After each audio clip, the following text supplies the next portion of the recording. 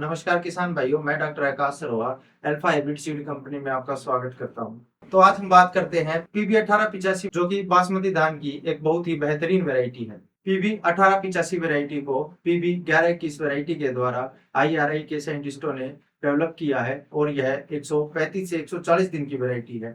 इस वैरायटी में पत्ता झुलसा रोग नहीं आता है और इसका तना मोटा होने के कारण यह गिरती भी नहीं है। इसकी औसतन पैदावार 22 क्विंटल पर एकड़ के हिसाब से होती है। तो आइए किसान भाइयों, अब हम बात करते हैं अल्फा हाइब्रिड सीड कंपनी की तरफ से पीबी 1885 वैरायटी को किस किस तरह से संशोधित करके और परीक्षण करके कितने किलोग्राम की पैकिंग में बाजार में उपलब्ध कराया गया है। हमारी तरफ से पीबी 1885 वैरायटी को 10 किलोग्राम की BOPP पैकिंग में, 4 किलोग्राम की पाउच पैकिंग में और 3 किलोग्राम की बॉक्स पैकिंग में तैयार किया गया है, जिसमें 10 kilogram certified seed BOPP pack में उपचार हेतु अलग से दवाई डाली गई है और 4 किलोग्राम की पाउच पैकिंग में कंपनी ने पॉलीमर फंगिसाइड और MAT टेक्नोलॉजी के साथ उपचार किया है। और हमारी जो तीसरी वैरायटी है उसमें 3 किलोग्राम बॉक्स पैकिंग में पीबी 1885 वैरायटी को सिलेक्शन और इम्प्रूव करके, जो कि बाजार में तुलसी पीबी 1885 के नाम से जानी जाती है, इसको हमने फंगिसाइड, इंसेक्टिसाइड और MAT टेक्नोलॉजी के द्वारा उपचारित किया गया, जिसका बहुत ही शानदार रिजल्ट है। तो आइए किसान भाइयों, अब हम बात करते हैं MAT टेक्नोलॉजी के बारे में। धन्यवाद आकाश।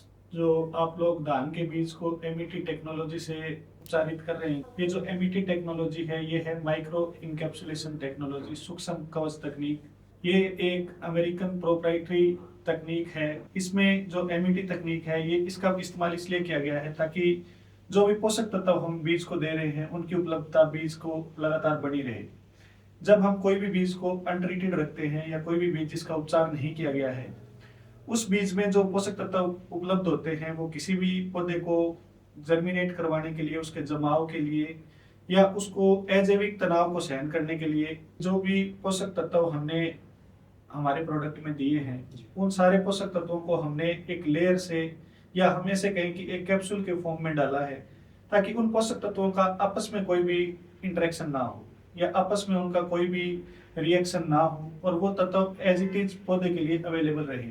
जैसे हम किसी भी पोषक तत्व को सीधा मिट्टी में डालेंगे या हम कहीं पे भी इस्तेमाल करेंगे या हम उनका एक साथ घोल बनाएंगे, तो जैसे जिंक है जो वो फास्फोरस के साथ नहीं डाल सकते, फार्मर को भी ये चीज पता है कि DAP के साथ जिंक नहीं डालते या DAP के साथ आयरन नहीं डालते। उसका रीजन ये है कि जिंक और फास्फोरस आपस में रिएक्शन करते हैं, जिसकी वजह से पौधे को ना जिंक अवेलेबल होता है ना फास्फोरस अवेलेबल होता है।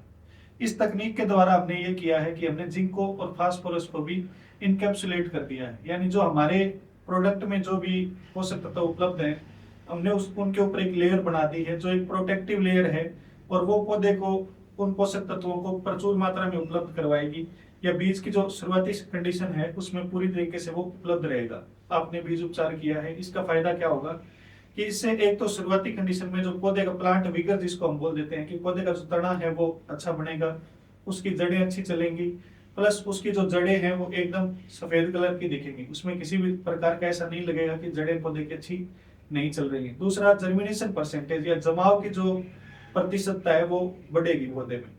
तीसरा, इसमें जो सबसे बड़ा बेनिफिट होगा वो ये होगा कि किसी भी प्रकार का जो अजैविक तनाव है, मौसम के कारण जो भी तनाव है, उसको भी झेलने की पौधे में क्षमता आएगी। तो मैं डॉक्टर शेखर कासनिया का बहुत बहुत धन्यवाद करता हूं कि इन्होंने हमें बहुत ही महत्वपूर्ण जानकारी दी। तो किसान भाइयों, आइए आके मिलकर लगाते हैं अल्फा हाइब्रिड सीड कंपनी के धान और अच्छी पैदावार लेते हैं, क्योंकि अगर हमारा किसान अच्छी पैदावार लेगा तो हमारा देश आगे बढ़ेगा। धन्यवाद। धन्यवाद डॉक्टर।